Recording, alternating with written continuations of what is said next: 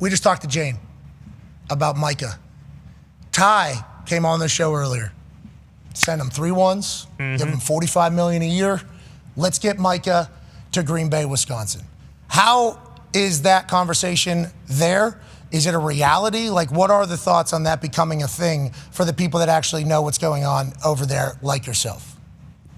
Yeah, I think right now, to my knowledge, Jerry's not even listening to trade offers, so I'm not sure that an actual trade offer can be made unless he picks up the phone. So the Packers may have, an outline of what they would offer, but if Jerry Jones isn't listening to legitimate trade offers, then I'm not sure that one is technically on the table. It's semantics, but if he does entertain it, from what I've heard, the Packers will be interested and will be in the mix, which, look, it's information, but it's not a surprise. If you think back to 2018, and Ty knows this, the Packers aren't, normally in the mix on these big name trades, and you don't really always see them get in the mix around the trade deadline. But the Packers finished second place to the Bears for Khalil Mack in 2018, and they were barely outbid. Brian Gutekunst, a couple times in his career, that being, the biggest instance, has been willing to offer a first-round pick for a veteran player. In some instances, it just hasn't panned out, and other teams have outbid them. So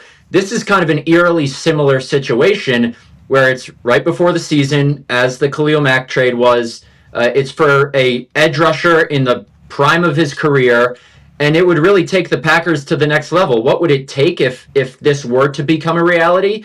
It would be multiple first-round picks at least, and I think a player like a wide receiver. I'm not sure they would have to give up any edge rushers, but it might be a player like a Romeo Doubs or a Dontavian Wicks, plus a couple first-round picks and maybe more draft capital later in the draft. And if you give away a couple first-round picks, obviously you're making the move so that you're very late in the first round. So is it actually an early second round, depending upon the draft class and how everybody's ranked? If you can win, I think every fan is like, let's make the play. And you talked about Gutekunst potentially being in on this before. Can they handle it? Can they handle a $45 million salary? How does that kind of look going forward? Because they've already paid Jordan, right? So is that beneficial or not beneficial for this type of thing?